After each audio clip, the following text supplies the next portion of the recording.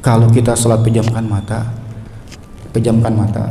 itu seakan-akan kita sujud atau ruku, tapi kayak ada sesuatu lagi yang ruku ngikut kita. Oke. Nah, itu saya nggak tahu. Saya terus terang sebelum subuh selalu melakukan sholat hajat 2 rakaat. Dan lagi-lagi tadi Buya mengatakan bahwa apa yang kita lakukan semuanya ibadah termasuk sholat. Jangan pikirkan segala hajat kita, yang kita pikirkan adalah langsung saja kepada Allah. Bagaimana kaitannya dengan sholat hajat yang sering kita lakukan? Terima kasih.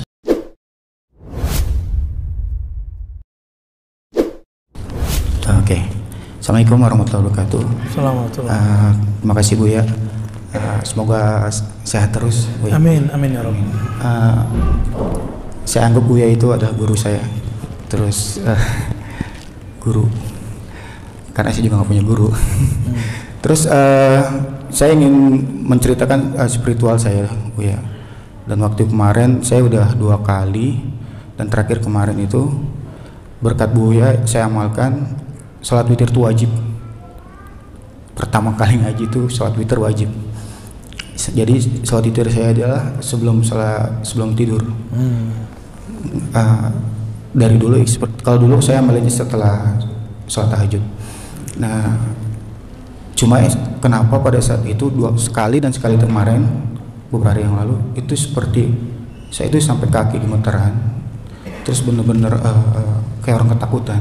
Apakah itu setan? Oke, baik. Atau lagi boleh Buya? Oke. Izin Buya.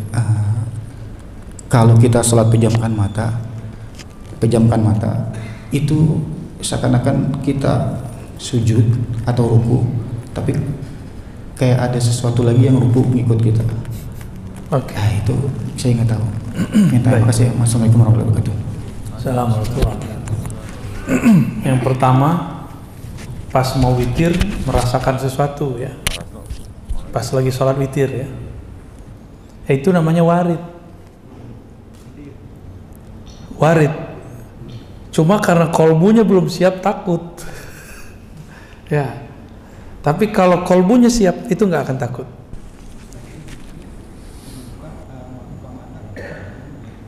Nah, ini ada tips dalam hadis Abu Daud ya, amalkan ya, supaya nanti kalau mau witir sama aja, mau sebelum tidur atau setelah tahajud sama.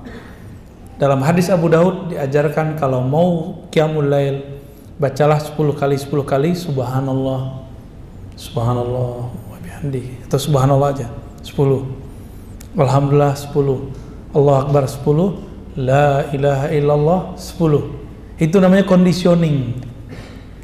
Jadi biar kolbunya siap untuk merasakan nikmatnya sajian tahajud, sajian witir, hidangan aurat, maka berzikir sebelum kita qiyamul lail, berzikir sebelum witir. Ya, apa tadi? Subhanallah, alhamdulillah, masing-masing. Jadi jangan subhanallah, alhamdulillah, bukan. Subhanallah, begitu ya. Alhamdulillah. Terus Allahu Akbar, la ilaha illallah, la ilaha illallah 10 kali. Rasakan Pak, nanti sholatnya akan lebih stabil. Nanti takutnya hilang, insya Allah ya. Saya ijazahkan cara mengamalkannya. Tafadhal ya. Di hadis Imam Bukhari, Muslim itu ada yang versi mirip, tapi amalannya beda. Intinya sama ya. Wallahu a'lam bishawab.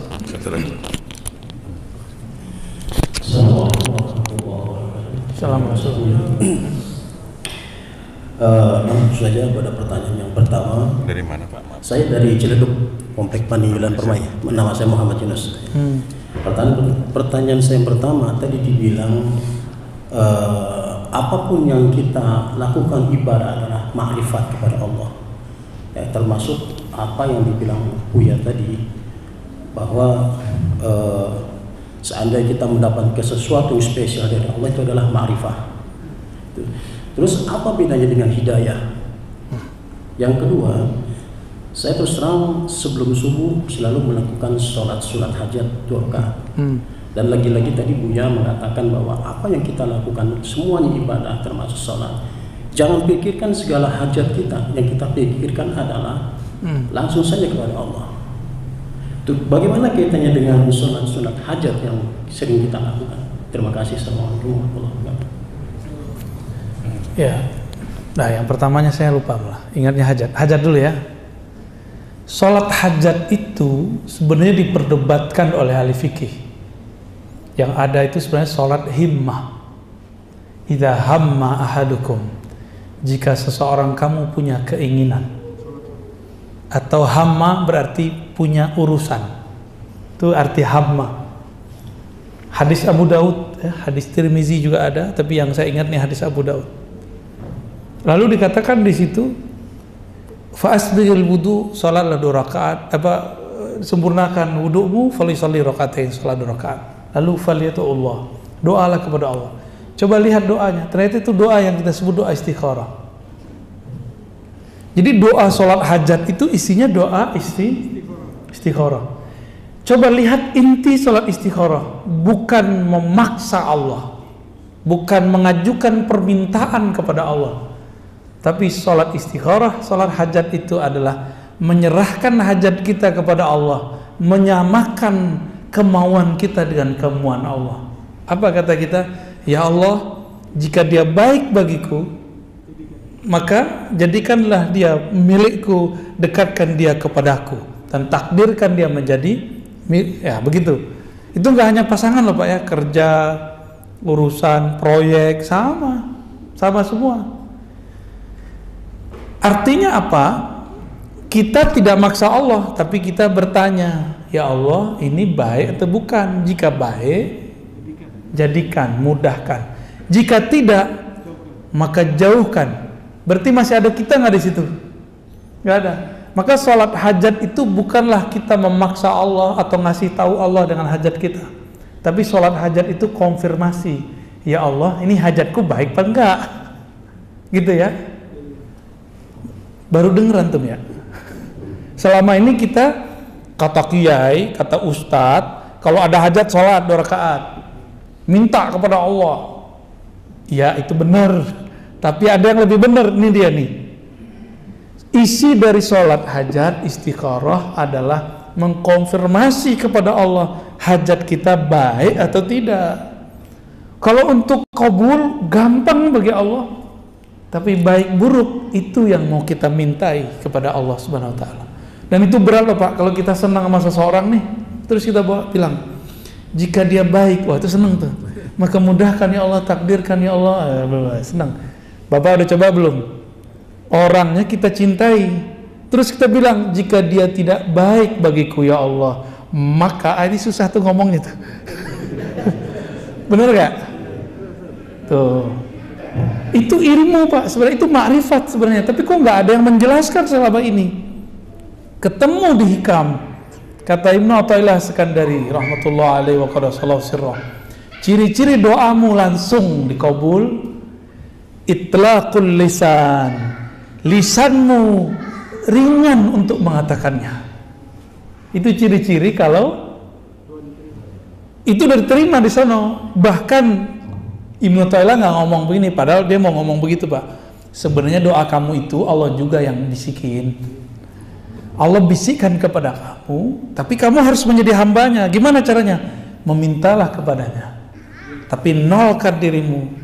Tiada kehendakmu kecuali kehendaknya, tiada keinginanmu kecuali keinginannya, tiada cintamu kecuali cintanya. Baru bener tuh cinta kepada Allah. Kalau nggak gombal namanya. Barangkali itu ya Pak. Yang pertama tadi apa? Makrifat sama hidayah. Hidayah itu baru awal dari nur. Kalau makrifat itu puncaknya nur. Berarti hidayah itu puncaknya apa? Makrifat. Jadi orang-orang yang dapat makrifat, dialah yang bisa bagi-bagi hidayah. Maka di Quran itu dibagi 2. Kadang Nabi disebut innaka la tahdi man ahbabta. Kamu tidak dapat memberi hidayah siapa yang kamu mau. Itu ma'rifat maksudnya. Ya. Tapi di ayat yang lain justru dikatakan engkaulah yang memberi mereka petunjuk. Man dalla ala khairin kafa'ilih. Siapa yang menunjukkan suatu kebaikan, suatu petunjuk kepada orang maka dia sama dengan melakukannya.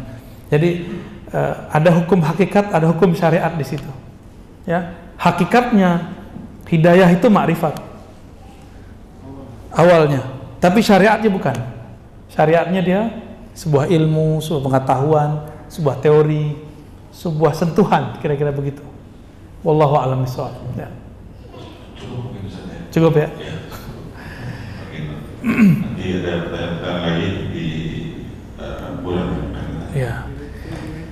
Baik Bapak Ibu yang melakukan Allah. Nah, maka lain kali kalau mau pakai kertas lebih cepat. Ya. Nanti kita jawab sependeknya.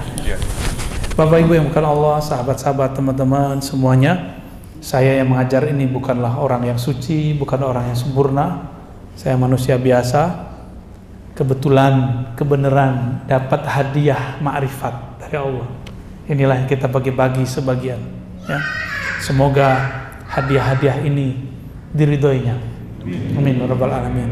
Nasallallahu al-afwa wal afiyah lana wa liwalidina wa limasyayikhina wa lisairil muslimin wa ahli ahlina wa li dzurriyyatina wa li auladina wa lil muridin wal hadirin wal hadirat.